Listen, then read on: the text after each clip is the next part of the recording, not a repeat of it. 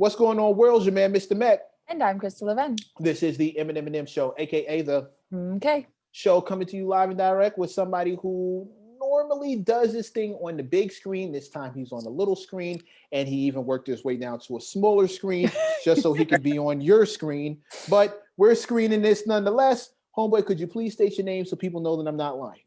What's going on? My name is Geo Santini. And welcome to the show. I think Geo is not only our first, he might be our first Italian, but he's definitely our first filmmaker. Well, not our first Italian. I'm Puerto Rican and Greek, so that changes. Everybody takes that. You know what I'm saying? It's a long story about the name, but yeah, I'm from Astoria. My mom's Puerto Rican, my pop's Greek, so you know what I mean. We get that whole mix going on. Okay, so I was right. He was maybe our first Italian. He's not. I did say maybe, so he's not. We got that, but he's definitely our first professional filmmaker. Do you speak Greek? I do fluently. Ten Belaulinica. Milanicat también. I play with the Spanish. You know what I'm saying? Are you Greek? No. I just like to learn one sentence in every language. One sentence and everything. I learned the bad words first and then go from there. Well, I used to learn things like I love you, or I knew dabuji in Polish is kiss me. I don't want to say kiss me to random Polish people. No, I decided I should learn how to say I don't speak your language, but I try, you know. Yeah, there you go. That's good. That's a great. Donde está la biblioteca? That's all I got. Oh God. I speak food. Gyro. Yeah, right there. Food's amazing. You know what I'm saying? I'm a foodie of myself, you know what I mean? Which do you prefer Spanish food or sorry, and I know I always use the wrong word. Is it Latin food, Spanish? Latin. It's Latin. It's Latin food because right? You got the Cuban, Spain, you got the Cuban, you got the Puerto Rican. I love foods all around. I love Greek food. I love Greek food too. There's a place in Astoria, amazing. I go to there all the time. I'm in New York, but I love Latin, Cuban food, different Latin foods. It just depends on the cook. You know what I mean? Absolutely. Where do you live? You said when you're in New York. I live in LA right now. Okay. Yeah. How's the weather? Where you guys at? You guys in New York? New York. Yeah. New York. Cold. We had the snow globe kept getting shaken up. We had like a lot of snow this year. I was out there in January. I shot a film and we were shooting in New York, near close to Massachusetts, and it was brutal. It was really brutal. Upstate is a whole different animal too. Oh, it was brutal. We shot for a whole month out there, and I'll tell you, it was just, I am happy to be back. Where were you raised? I was raised in New York, and then I got kicked out. Well, my family came out, lived in Philly. I lived in North Philly for a little bit, and then went back to live with my aunts in Queens and Long Island, and then just stayed in Queens. And then I made the journey back to LA. I was like, I want to do the film thing. So I was like, yo, let me go check out the LA thing. And then I just stayed here after that. And the next question, I guess obvious question is, how did you get into film? Like, I got into film from the music. Did you? That's not the obvious question. I was going to ask him how to get kicked out, but we can go straight into the film thing. I didn't get kicked out of the city. I just got kicked out of school. But still a story, but go for it. Oh, sorry, true. Write a film about it. How'd I get into the film thing? I started doing beats. I started doing music. When I was really young, I started like 15, 16, just doing DJing, playing with the turntables, playing with the Technique 1200s, playing with the MP12s and the guy, the MCC 3000. And then I started finding a love when you married it with video, and I started doing a little bit of music videos. I directed my first music video around 17. And then I started doing that, and then that just transpired into short films, and then I just fell in love with film. You know what I mean?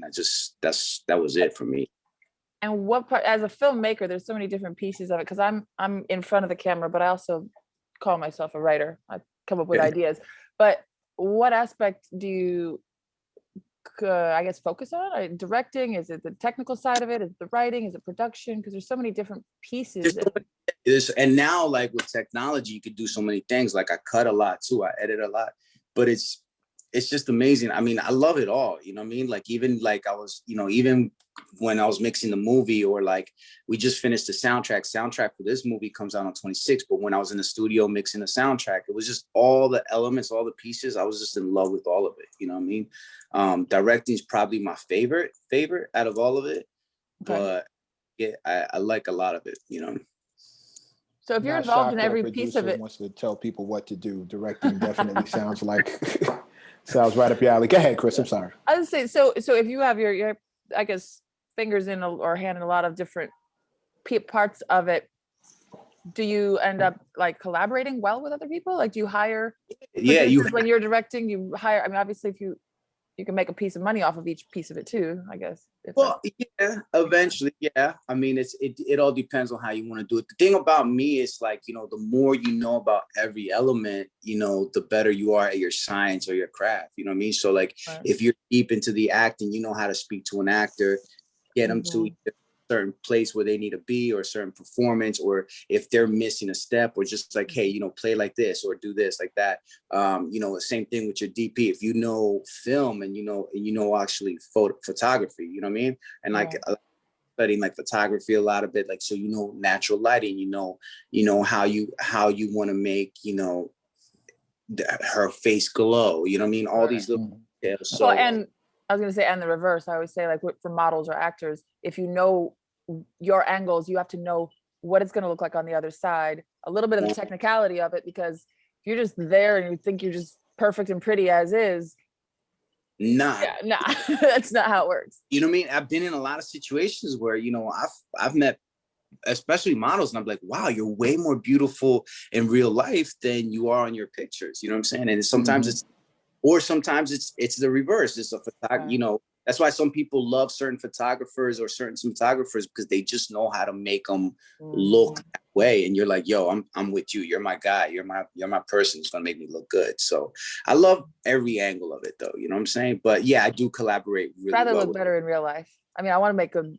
art, but I'd rather look actually better in real life. I never look better in real life.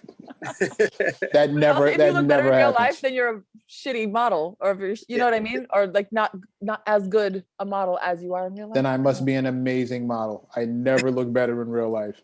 People, it's a constant stream of disappointment. I'm sorry to tell you, like, whatever you're getting right now, don't get used to it. When we meet face to face, I'm It's fully expecting to. Oh, yeah. So when you hit me with that, I'll totally get it. Did you ever have aspirations to be in front of the screen? No, actually I didn't, but it was no, it was funny because the funniest thing was I was really young too. I was about 26 when I directed my first film, Hotel California, which was like about 10 years ago. And was in the building that we were at, was in LA, was at CNN building, and underneath it was Larry King Live. And I happened to get on the elevator with Quentin Tarantino. So I was like, yo, I'm in the elevator. Yeah, I'm in the elevator with Tarantino because, so he was dropping a movie. He was on Larry King Live. Our offices were above Larry King Live. So while I was coming down, he got on the elevator. And you ever met him? He loves to talk. He's personable. And I was like, we ended up walking, and then situation. There's a parking lot across the street. So, and as like we were walking, people were dispersing. They were like, yo, I'm parked here. So it became me and him entering the parking elevator. And it just happened. We pressed the same button. I was like, yo, this is fate. I'm going to talk to him. And I said to him, like, you know, I'm about to do a movie, you know, any kind of notes and this and that. And he just looked at me. He's like, you should act. And then I was like, okay, cool. And I was like, he's like, no, you should act. You should learn how to act. You know what I'm saying? And this and that. And, you know, after I did the movie, I went to acting class and just, you know, started studying acting also, you know what I mean? But that was my little Tarantino scenario. I don't know if I would have believed him telling you that.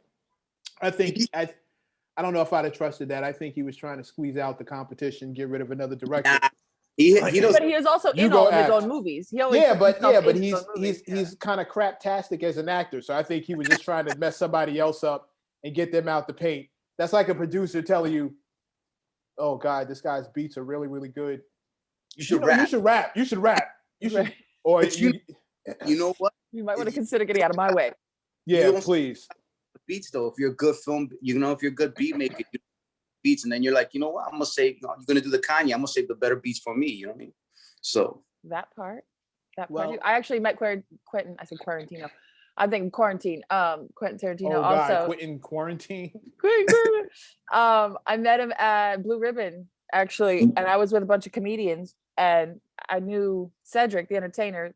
And I got all excited because they invited him over to the table. And he just sat down with us, and I was like, so you know when you know people, like Ced is a big star too, but I already know him, so I was like, right. So then, like me and my friends call him Cedi, like, hey Cedi, but Quentin came over and I was like, oh my God, I really want to be in one of his movies. And he was like, do you want me to tell him? I was like, yeah, that'd be awesome. Like at some point he goes, hey, Quentin, she wants to be in your movie. Worst intro ever. And he was like, yeah, I think I got something for somebody with your hair. Like, cause I had a mohawk. And I was like, can we put that in writing? He's like, but don't, like, it was over. Yeah. Oh, Just damn. that fast. I was like, damn it. Did not get my contract. It might come back around. You never know. Right. How often do people press you for a part in the movie when they find out that that's what you do? It's you know, it's the Hollywood weird product. It's like you know, they nobody knows you until something, you know, you got something popping, and then all of a sudden it's like the hello Texas. So I don't know, it's a politic game that they play. It's like we're friends when you got something coming out, like on the breakdowns or something like that. But like just to press me or come up to me and be like, yo, you know, I want a part. I'm like, that's cool, do your thing. You know what I'm saying? I'll get you an audition if you need it. But I never really get pressed. I mean, I'm not known like that yet to get pressed, but I think the actors who know it's not etiquette, you know what I'm saying, to be pressing like that, you know what I mean? But, you know, they try in other ways. You get pressed by like, what's up, brother? Like, what's going on? I'm really a fan. And, you know, that's it. Okay. The Hollywood weird. Okay, wait. Hoping that you offer.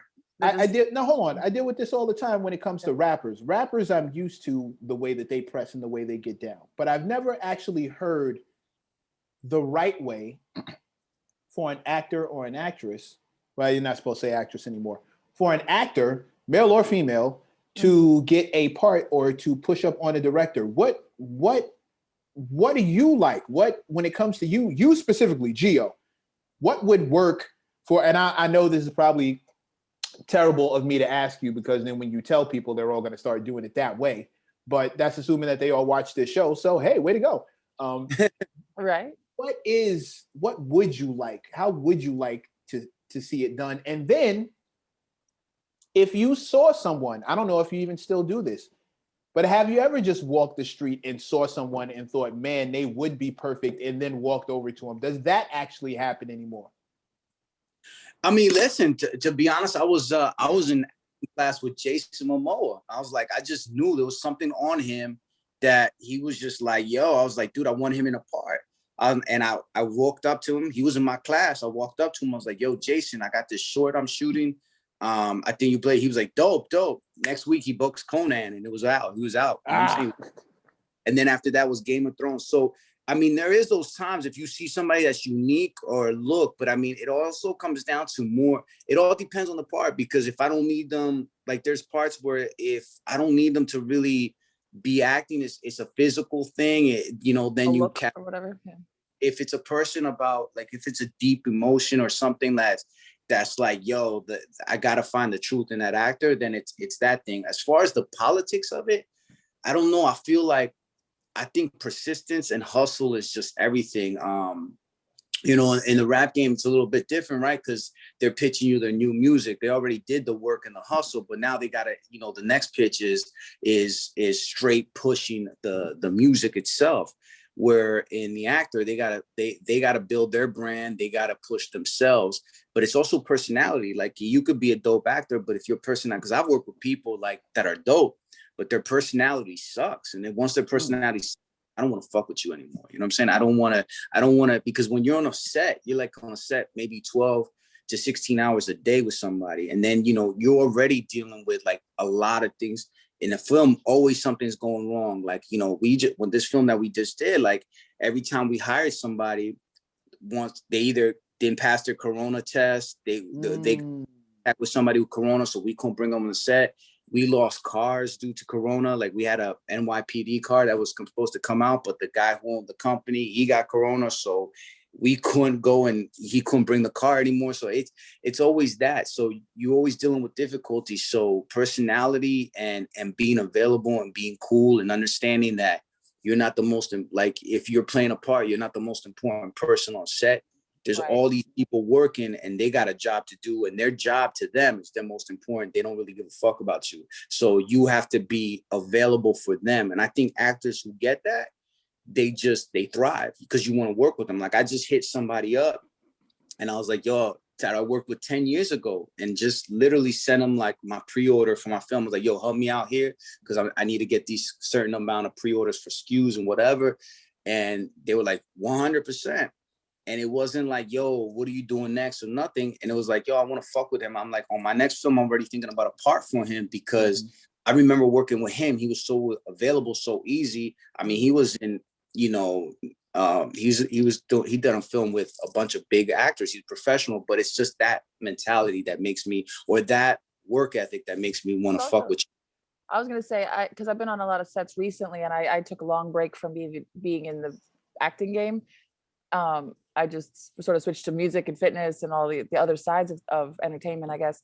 And I realized, like, the ones, like, fame happens outside of the actual filming. Fame is fans.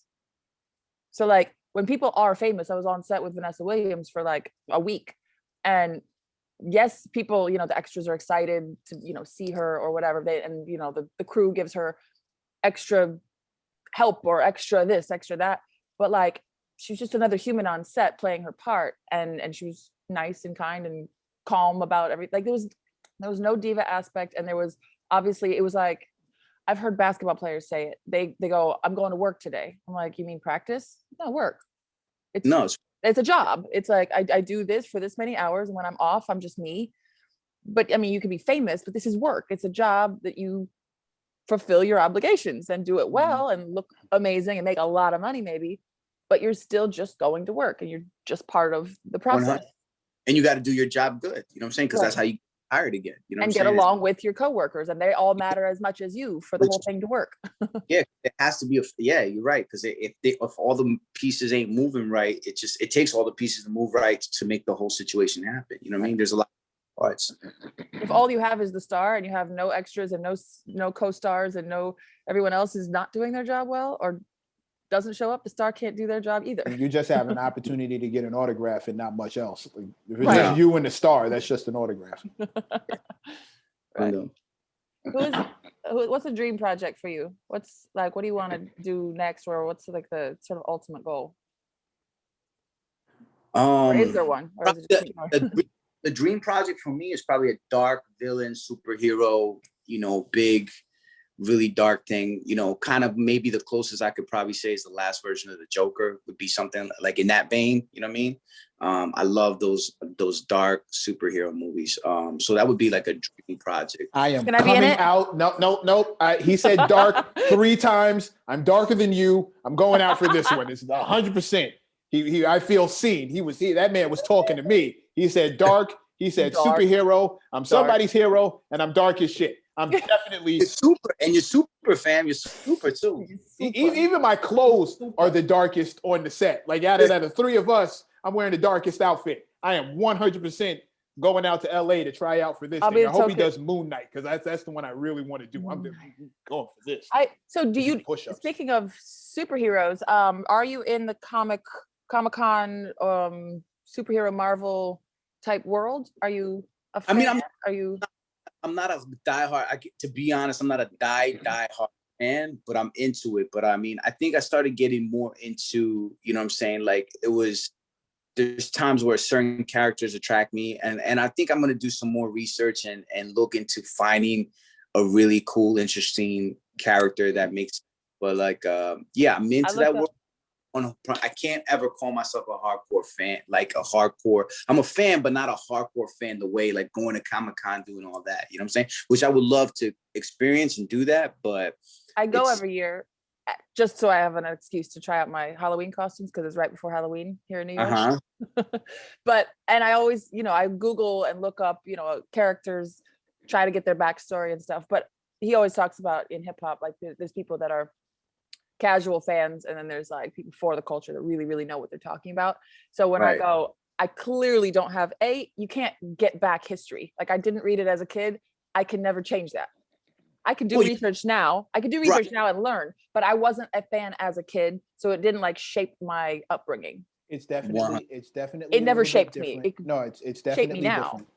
It's definitely different when you come up in a certain culture or of a certain thing. One of the biggest reasons that the Marvel movies are doing so great now is because a bunch of 35 to 45, 55-year-old people grew up reading comic books, and then they're watching the actual stories translated on camera. And the real reason I think it's hitting so well, what Marvel's doing such a great job at, is they're not rewriting the stories. This is, for the most part, these are all so accurate to the comic book. It's almost like reading. So you almost know what's coming next. Right. You just kind of want to see how they're going to pull it off. I knew the whole Thanos thing before, like when he first started showing up. When the first Infinity Stone showed up, I was like, oh crap, this would be a great idea for them to bring Thanos back. When Captain America found the cube. Right.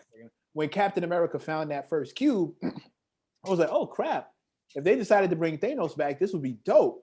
And then a couple of movies moving in, they start showing it. Now, the 12-year-old in me is geeking out because I'm like, yo, they're really gonna do it. They're really gonna pull it off. And they did a great job not deviating too far from what we all knew it was supposed to be.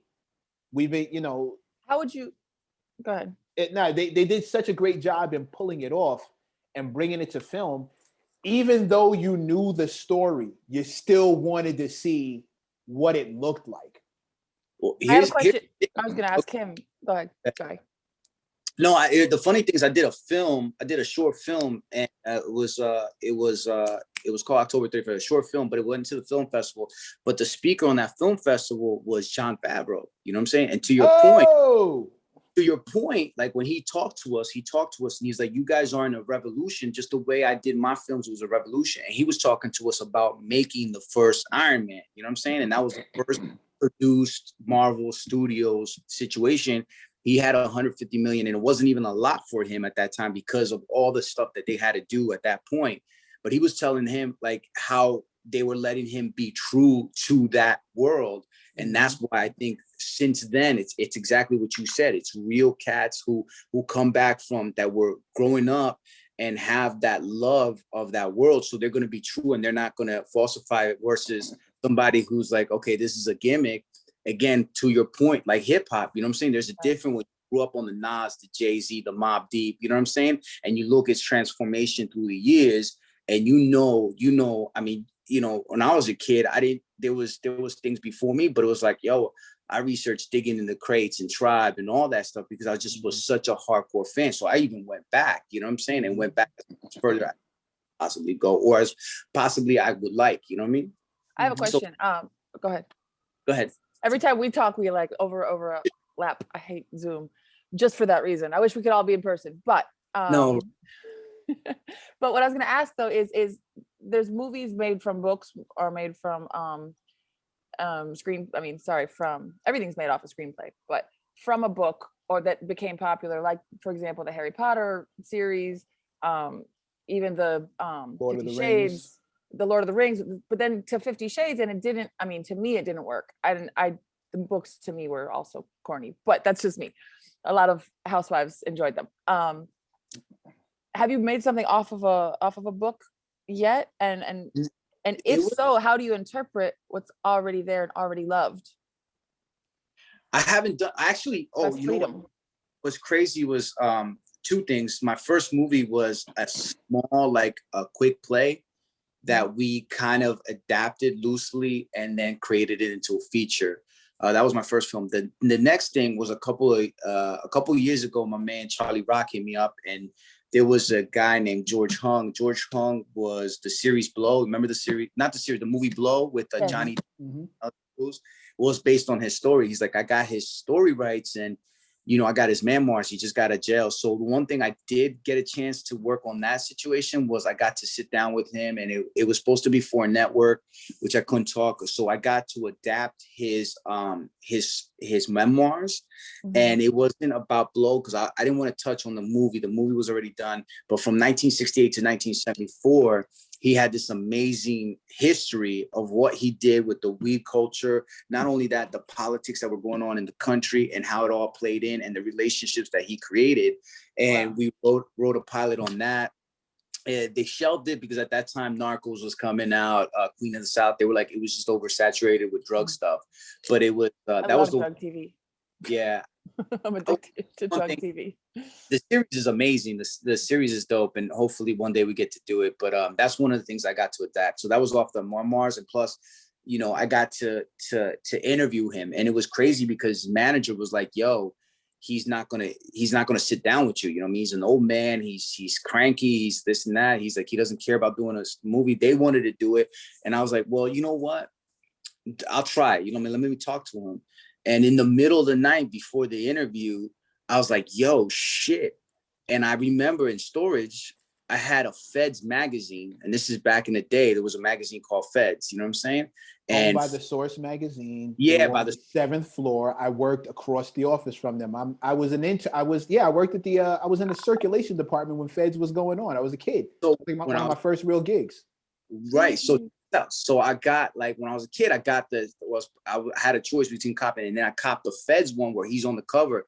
But for some reason, because I had all the old sources and all the XXLs and all that, I threw a lot of them away, kept some of them, but I kept that magazine and I brought it to homeboy. And the old man sat down in front of me and I was like, yo, and he's like, well, what are we talking about? This and that. I was like, yo, before we get into it, I want to talk to you. When I was 16, I bought this magazine, blah, blah, blah, blah. I made this whole story and then threw him the Feds cover.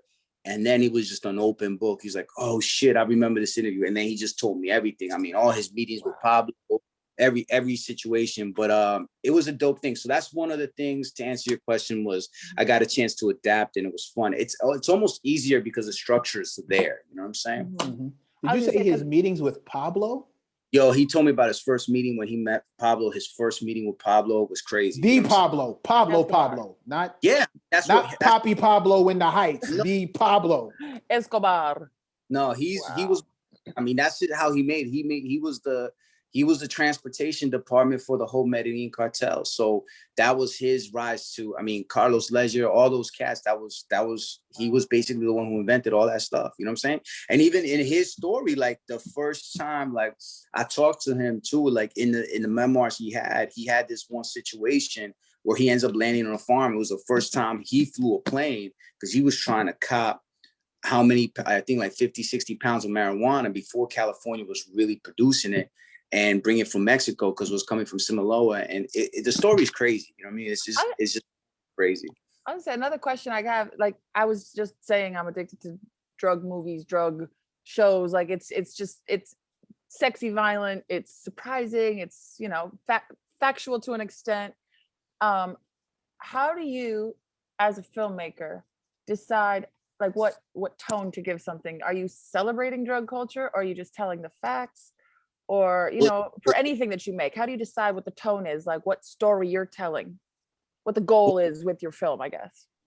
Well, it depends on the story too. It depends on the background. But my whole thing is I want to be as real as I possibly can be, you know what I mean? And it's like, it's, you know, I grew up in neighborhoods that, like when I was in North Philly, I knew a lot. It was a heroin pandemic at that time. And I was like, I knew how that felt and how that looked. So if even going back, like I didn't know nothing about 1969, 1974, and doing that piece, I really researched, looked at pictures, looked at police, looked at the politics, like look at the whole of what's going on. So if you tell me I got to do a story about Louisiana, I don't know much about Louisiana. That's not where I came from, but I'm going to go to Louisiana. If it's a certain timetable, I'm going to know everything that happened that year. Who's the president, who won the World Series, who won the Super Bowl, what characters were popping, what athletes were popping, what the whole climate, the whole ecosystem, and kind of work with that.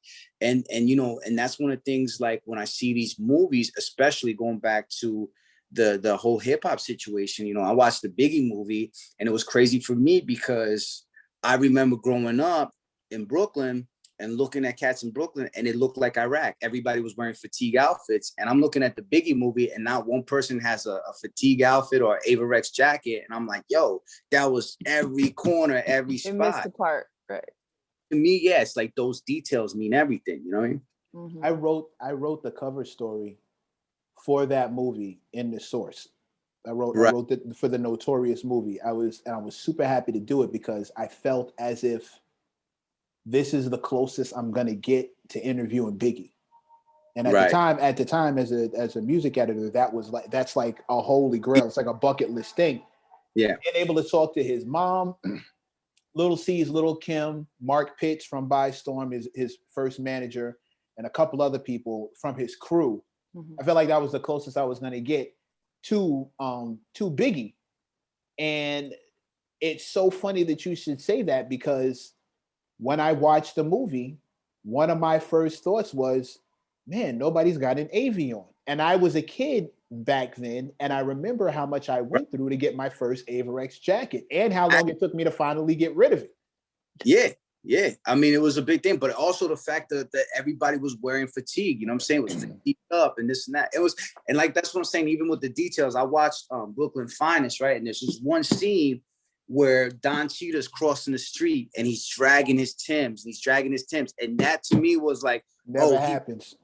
He researched that, you know what I'm saying? And it's like things like that to me make it real. Like, you know what I'm saying? If you're going to tell the character of this world or where they're at, you know, those details are, I think, the most important out of the whole thing, because we know the big story, but it's the details we see. How do you make it entertaining? How do you pick a story? Especially whether it's a real life event, whether it's based on real characters or based on a real situation. At the end of the day, you're a filmmaker. I know you want a successful film, but there is also an art balance. So I figure between telling the actual story and entertaining the audience, there's got to be like a little, maybe there's a give and take, or maybe there's a little back and forth in there. How do you figure out what's going to be entertaining?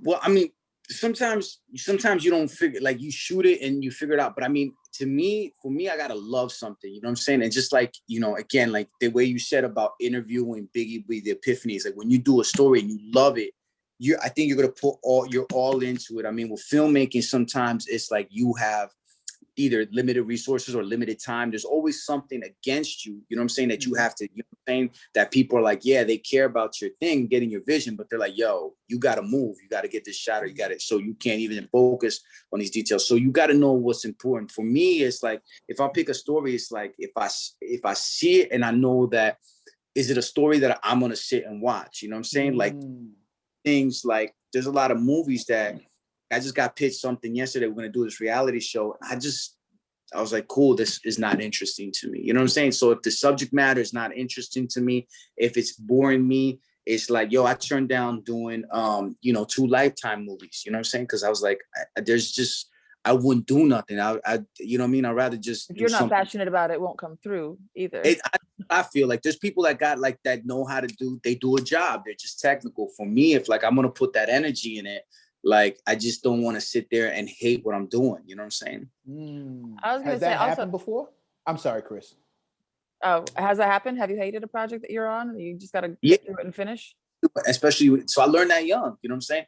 I learned, like, I did a project where they flew me out I was when I first got to New York. I mean, when I first got to LA, I went back to New York with my peoples, and somebody had it, and it was just like halfway through it, it was really cool. It was this dude, and I won't mention him, but it was a dude. He was in a big mob movie. He wanted to jump off. He flied us to do this movie, and it was just this cliche cheesemo, really corny ass thing. And I was just like, I just remember, I was like, yo, I don't care about it. Like, I was like, to the point was like, I don't ever want to put myself in this situation, because now you're just wasting everybody's time. You know what I'm saying? You don't care about it as you. If I got you as my actress, I don't care what you say or how you look or how your performance is. You're not invested in the end product or Yes.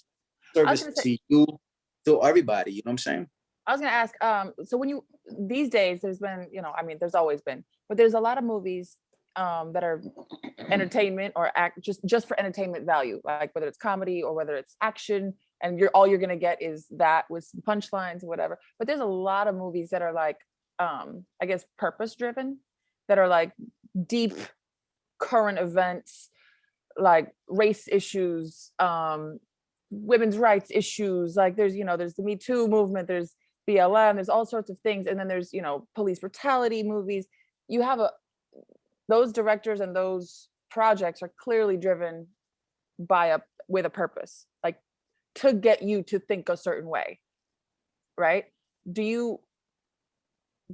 Are you driven to do that? Are you trying to get people to agree with your point of view on any point, or is it more layout facts? Not weigh at all. out the truth and see how you feel about it after. The way I think about it is, and I, I hope that I'm never in a situation that has to do that. And I think some of those movies, I think if taking a movie like that, for example, you know what I'm saying? Or, well, I think for me, and even with my movie, the one I just did, like, After the Rain that's coming out, it's like, it's more about, it's not my opinion about it. It's, I'm going to show you a character study. You know what I'm saying? Okay. Because I don't want to give you the opinion, because I have my opinion switched, because I'll meet you and you're a great person, but then I'll meet somebody and then you guys come from the same, and then maybe my opinion squeeze, or I'm like, okay, well, it just comes to the point where my opinion was back from the same part. Wherever you go, whatever race, color, creed, you got good people and you got shitty people. So that opinion hasn't changed. Like, even with the cop situations, I know shitty cops. I know a lot of shitty cops, but there was like 2 or 3 cops that got me out of some bad situations at one time. You know what I mean? Like, and it wasn't even deep situations. I was just, my car was fucked up. You know what I mean? It was great. My life was in danger because of the water, and they helped me out. You know what I'm saying? They didn't have to. You know what I mean? That wasn't their job. But so I'm gonna look at it different angles. I'm gonna just take it from a situation where I'm like, yo, this is my character study. You know what I'm saying? Because if somebody fucked up, if you're doing this, for example, and not to stir anything up, but if you're doing the George Floyd story, there's facts, you know what I'm saying? And your responsibility as a filmmaker is to present those facts, not to present your opinion of those facts. You know what I'm saying? And it also depends on who you're doing the character study of. Are we doing a movie about George's experience, or are you doing a movie about what led those cops up to the day that they did those things? Because there'll be 2 different movies, like very different movies, 100%. You know what I'm saying? And you're 100% right. I try to figure out it when it comes to character studies in movies I watch like that. I find it's normally between 2 separate situations. It's either a bad person who did something good, or a good person who managed to do something bad. Like, for instance, those cops who are able to help you out, right? I get into debates about cops all the time. Look at me. I'm constantly talking about cops and how they affect people, et cetera, et cetera. And I always hear, well, yo, there are good cops. There are good cops. And I'm like, I'm sure there are, because there are good people. Now, my question is, what do the good cops do when they run across bad cops?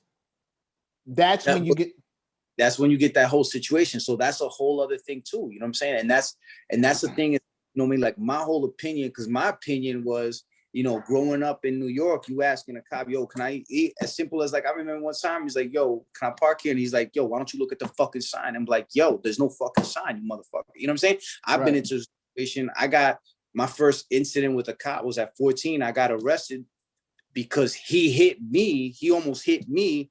And then two blocks down, I get locked up because he says I threw a rock at him. You know what I'm saying? But I cursed at him. You know what I'm saying? And so he was trying to show me a lesson. He was trying to sun me and show me a lesson. And it was what it was. Like, listen, at the end of the day, again, back when it comes to filmmaking, and there is films where you like, yo, you hear the writer's voice, you hear the filmmaker's voice, and they just totally skewing you. And don't get it twisted, Hollywood, and even with the whole debate around now, China, like financing a bunch of films, like they're trying to, they're all trying to influence you. Like, art is our influence. Like, there's nothing that influences our culture more than popular culture. You know what I'm saying? The culture itself, you know what I mean? Right. So I get that. For me, if there's a subject matter where it's too sensitive, where I feel like it's important, I'm going to showcase all the elements. But if you're a piece of shit, no matter what, murder's still murder. Pieces, even with the gangster shit, you know what I'm saying? Like, we idolize gangsters, but, and, in the whole situation, they mostly died, but they kill somebody's fucking family. You know what I'm saying? Yeah. At the end of the day, like, yo, let's look at that. Like, we never see the pain of, like, the widows that get left behind, and the children that get left fatherless. You romanticize the code, you romanticize the danger, the elements, the sexy, but the aftermath nobody ever looks at. It's almost like Instagram. People only show the highlights. You never show the all the nonsense that goes into making that one moment.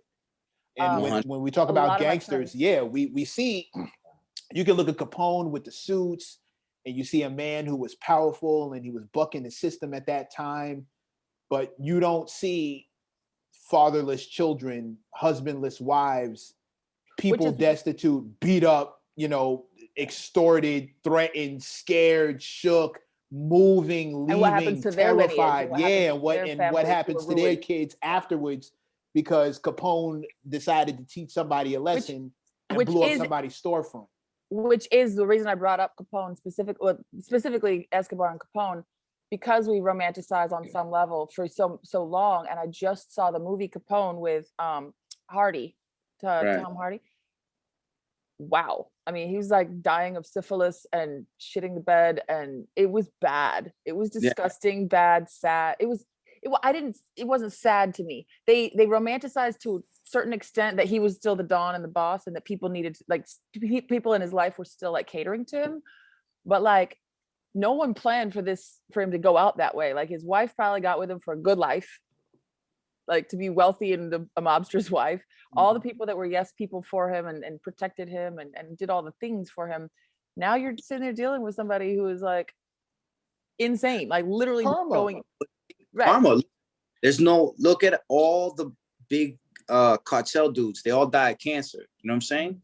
If you really look, you know what I'm saying? Well, yeah, but I'm saying if you look at the ones that actually outlive, and you're like the ones who made it, you know what I mean? They die of cancer. I mean, I think karma comes, like, you know what I'm saying? Like, it's still somebody's, like, there's certain things, like, you know what I mean? There's nobody telling you if you're going to go and be this job, there's only one job. Like, you know, if you're going to be a policeman, you could get shot. You could get, you know, your life is on the line.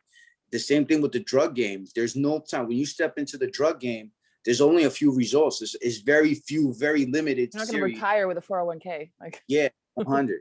Yeah, you got that. So again, going back to filmmaking, I think as stay true to the story, but again, I personally, for me, it's like, my opinion is not something I ever want to push on people. I just want to push the details. I want to push the story, the character study, the cinematic element, like what made it capitalizing, and be like, whoa. And for me, example, like Joker is one of these things that did that for me, because it was like, you know, it was such a beautiful movie, because this guy's crazy. He's still a murderer. He still does twisted things, but it's like you still sympathize for him, but at the same time you understand, and even the way they captured that movie, the way they played, it's you don't like him, but you start to understand how he became, you understand how you be like how that. He lost his mind. And same thing with El Chapo. Like, I understand him too. I saw a documentary with El Chapo, and you know, ironically today his wife got locked up, but you know what I'm saying? Yeah, his wife got locked up. But the thing is, ironically, like, I saw this thing where he grew up, he was a farmer in Sinaloa, and then you got military coming and just killing their families and taking their product. So then in your head, you growing up seeing that, survive, right? Yeah, it's like, it's normal. So these men are doing it. These green men are doing it. So why can't I do it? And then his government's doing it. The government says it's cool to do it. Same thing with these kids who grow up in the Middle East. They see bombs, they see things. So to them, it's natural to grab, you know, that's the enemy. You know what I mean? When you wake up as in a bed, and your bed shakes because a bomb comes out, you only know the enemy. So you know you have to eliminate that enemy, because you know, you don't, right and wrong is, you know, it all depends on what side of the coin sometimes. I always say that's the crazy. I want to see some decent movies about vets, about Army vets, because we're coming off of a long period. And I was raised very pacifist, like Quaker. We've discussed this on my show a million times. So I have a hard time with violence anyway. Like, I really love Kumbaya, and I know that's not completely possible in the world, but the whole, like, when I was, what was I, a sophomore? Yeah, I was a sophomore when 9/11 happened. So kids from my high school went directly to war. Right. And the idea that we want you to be, you know, you're young enough to go to war and die, but you can't drink yet. We want your kids to protect us, but when they come back, they're chopped liver. They're wrong. Left on the side. Absolutely. And you think you become that person that bombs, guns, murder, all this stuff is very normal to. You get desensitized or completely traumatized, whichever way your brain and chemical balances go. And how do you deal with regular life afterwards? I mean, obviously, I don't know if I'm an activist or a filmmaker at this point, because I was like, I have an opinion about this. 100. But that's true. But then 20 years, like. That's also, you know, that's another part. That's the beauty part of filmmaking, is you get to showcase that side of what you're talking about. You know what I'm saying? Because we only get, you know, and again, not to say that there definitely is propaganda in filmmaking. We know that, you know what I'm saying? It's been like that since the beginning of time. There's propaganda in media. There's propaganda in anything we have. You know what I'm saying? There's always. What kind of movie is going to get funded by who? Yeah. Also, what type of movie get funded? Like, you know, who's the agenda? You know, who's got you? You know what I'm saying? Like, if you go work at Fox News and they're paying your check and you're paying your mortgage at Fox News, it's all of a sudden you got their opinions. You know what I'm saying? If you at CNBC and they're giving you your mortgage, then you got their opinions. It's I get it. For me personally, I just feel like I want to do films like that. Again, it's a character study. I get it. I don't want to push too much of my opinion. I've never been in a situation where somebody's told me, hey, we want this, you know, maybe we want to showcase this side, but not that we're trying to jam something down the throat of like, you know, these people of like, this is the idea that we're trying to make sure that we force in these people's heads. You know what I'm saying? Do you worry about the day do you worry about the time that day comes?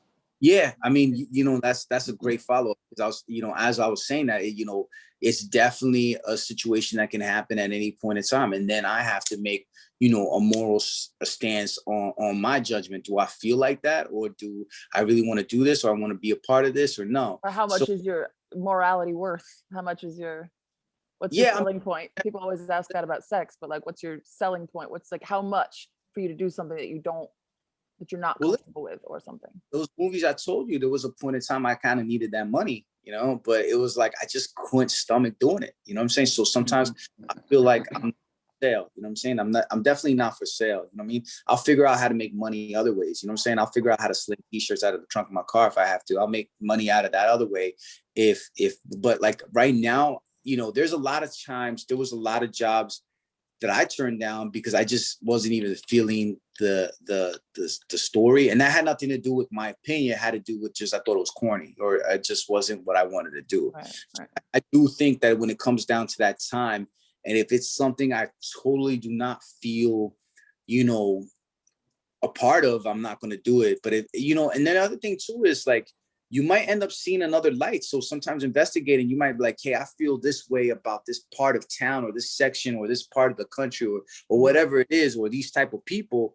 And then, you know, you start learning and you're like, oh shit, this might be interesting just to see it. You know what I mean? And you could do something. Remember that show, Duck Dynasty? Remember that show? I never saw that, but I remember. I never really did either, but it was such a phenomenon, and it was like a gross subsection of America to me, and I never got into it. But the idea that so many people that are so far from that reality were curious about it, learning is valuable. White people in this country looked at Duck Dynasty the same way black people in this country look at Basketball Wives and most of the other shows, like the ghettoist stuff that becomes the common denominator, because most of us are entertained by these baseline terrible things. It's the embodiment, it's the equivalent of walking down the street and seeing a fight break out on the sidewalk. Most people stop to watch the fight. Very few people just keep walking and go about their business. Most stop and watch the violence, the nonsense, not to break it up, just because it's entertaining. Duck Dynasty, you watching a bunch of hillbillies who got rich, made a ton of money, and they're still living like hillbillies. So you watch that like, wow, this is fascinating. Same way that we're watching a bunch of ghetto people who are now making money, still having fights. Right. Now you're just having fights in designer clothes in fancy restaurants in the middle of California. Instead of throwing a Hennessy bottle in the Bronx, you're throwing a bottle of like, you know, Ace of Spades in Beverly Hills, but you're still the exact same person.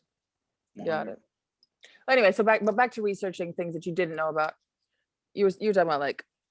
Well, yeah. So you never know. So sometimes you explore that. That's the cool thing about filmmaking. Like even just like you know, I was telling you about the George Hung story about the whole you know, blow situation. It was like I didn't know about anything, and I found out a bunch of interesting things. I mean, even politics, even the way the Olympics were popping out over there about racial injustice, and then how the drug world and how the cops were and how everything was happening, and how the birth of Noriega happened, and how they used that. You know what I mean? These are fascinating stories. So it was, you know, and it was something, you know, I couldn't see. I wasn't alive to see the news back then. None of us were. But at the same time, like, it was interesting to learn that and do that, you know what I mean? And be able to get all that media. So for me, that's what I think that's the fun part, you know what I'm saying? Got a quick question. What's your favorite movies of all time?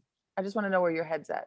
Like if you had to make a list of 5 movies to get you to understand you, what 5 movies would you tell someone to watch? Goodfellas be one of them.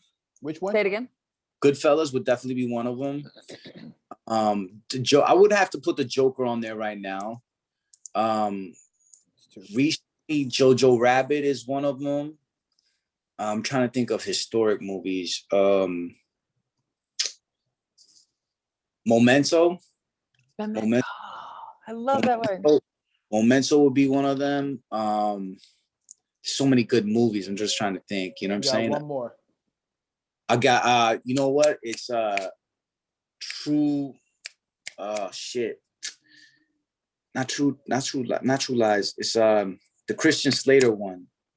Oh, I know what you're talking about. I love Christian Slater, actually. It was the first one Tarantino wrote and Tony Scott directed. It was damn, I'm missing it. True Romance. True Romance. Thank you. True Romance. That's it. That's it. Yeah. So okay.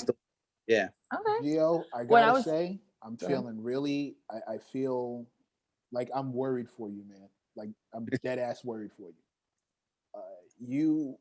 You present all the things that I think, and with my limited knowledge of your field, you present all the. I don't know filmmakers, but I know artists, and you present as such a pure artist. Even your method of telling stories, the stories that you love to tell, your approach to the entire thing, how you want to like keep almost this pure sensibility when it comes to your craft. I love that. As much as I've seen that from now a filmmaker, but previously from singers, rappers, producers, video dudes who shoot videos, I know that the bigger you get, the more popular you get, the closer the temptation of corruption is going to be. Remember the movie Devil's Advocate? Remember the movie Devil's Advocate? People, right? The more people are going to want you. As big as you get, the bigger you get, the better you're able to tell a story. The more those people who are funding movies with an agenda behind them are going to seek you out and start making you offers that you can't refuse. And I hate the thought of that happening to any like that rapper who starts making songs because this is what's hot, not because he actually likes it, but he starts using drill beats because that's what's selling. Right. So the response to that, and here's one of the things I do, like, again, going back to that. And again, I get what you're saying, because you're 100%. So one of the things that's most interesting is like, yo, for this film right now, right? So when I took it to, I knew people who finance films, and I took it to people, they're like, yo, why should we give a shit about some SoundCloud rapper that doesn't even make sense? Or like, why should we give a shit about these kids? It doesn't make sense. This don't seem real. It seems corny. It seems this, and that. And I was like, yo, for me, this film's a love letter to hip hop. You know what I'm saying? It's my first love letter to hip hop, and I want to do a few of them. And the thing about them too is part of one of 3 for me that I want to do. But one of it too is like, I saw the change, you know what I'm saying? I saw where it started, or where I picked it up from, to what has transpired to. You go from the 2000s to the 2010s to right now to 2020, you know what I'm saying? And seeing how it all changed, from the influence, the culture, even it spreading into suburbs, you know what I'm saying? We're having like little peeps and the little Zans, you know what I'm saying? And when I started seeing that, I was like, okay, this is interesting, because these labels will take this viral star and put a dope beat on it, and it's like, now we're putting out trash, but this trash is hitting Billboard and becoming a hit. So it was like, so my response to that is like, you can only do as much as you can do. But one of the things that's cool about this is building your own business model, and looking at somebody like Tyler Perry, and looking at somebody like, maybe I'm not looking at Tyler Perry's movies. It's not for me. You know what I'm saying? It's not to say they're bad or good or bad, whatever, indifferent. It's not for me. You know what I'm saying? Like, not even telenovelas. Telenovelas are like some of the biggest producing money, series in the world. You know what I'm saying? Biggest audience ever. Bollywood is huge. Bollywood. Me, but I respect, you know what I mean? Going back to Tyler, you know, the man put a studio and put his own thing. So like, that's kind of the path that I want to head down. So it's like when these people tell you no,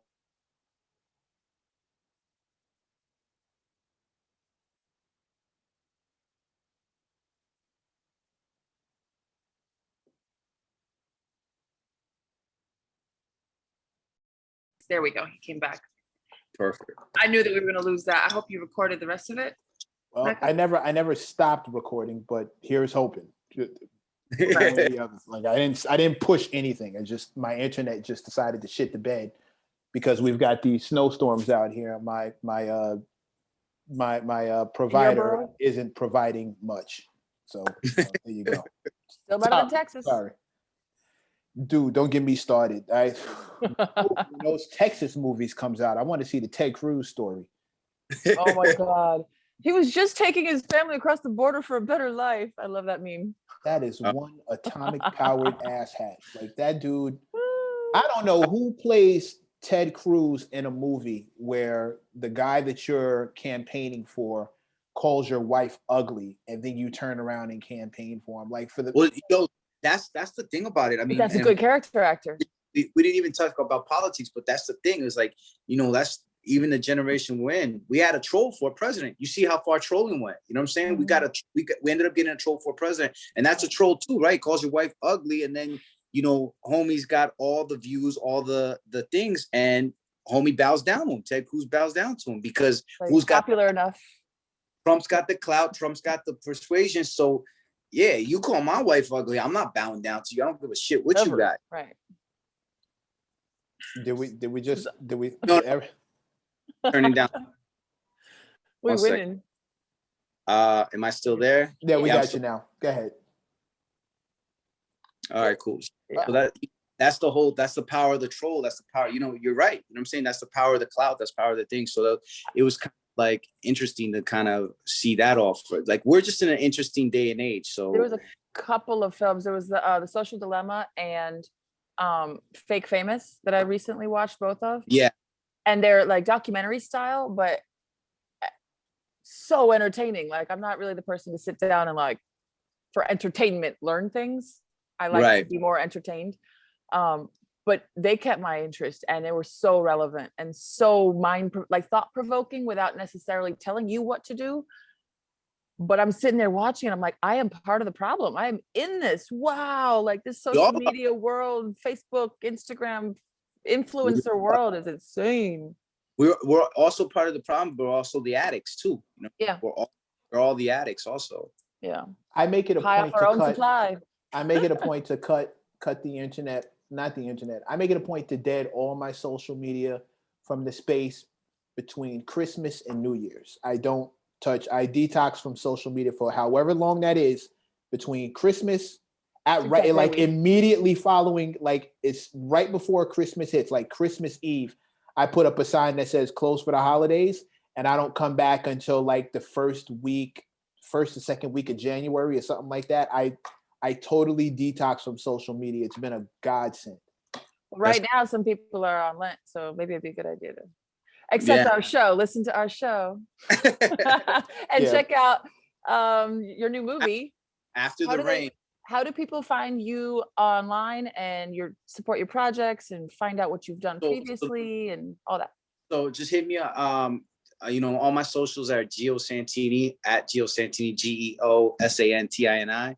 And then the movies After the Rain comes out everywhere on March 2nd, whatever cable provider you got, Spectrum, Comcast, whatever you got, Files, Prime, Apple, whatever you got, it's going to be on there. It's called After the Rain, REIGN, like a kingdom. And I guarantee you'll be entertained. Woo! Thank you so much. That's what's up. Okay, well, I can't wait to see it. So yeah, this is lit, especially on some. You know, I can't wait to sink my hip hop teeth into your interpretation, especially from a fellow Queens head. I'm all for that. Hit me up and let me know your thoughts when you see it. After you see it. Oh no, we gonna switch numbers and do all that stuff, and I'm gonna follow you on IG. We're buddies for life now. You have to come back to the show and you know you have to talk every movie you do and every movie opinion you have, and et cetera, et cetera. And we won't stop asking you for roles even if we're not qualified. I'll do what Tarantino couldn't do. You know what I'm saying? I'll sign on it. I'm not going to ask him from a role, but I am gonna hope that he remembers me enough to come get me for one. Like, even if it's just me telling the rapper you suck, like I'm 100% on board for that. I have the hair for it. Pleasure to meet you, Geo. Thank you for joining us. Guys, thank you for your time. I really appreciate it. In the meantime, in between time, I'm your man, Mr. Mac. And I'm Crystal Levin. This has been the M+M+M show, aka the show. May you live as long as you want and never want as long as you live. Do us all a favor. Go get laid. Peace. And make a movie about it. It's called porn.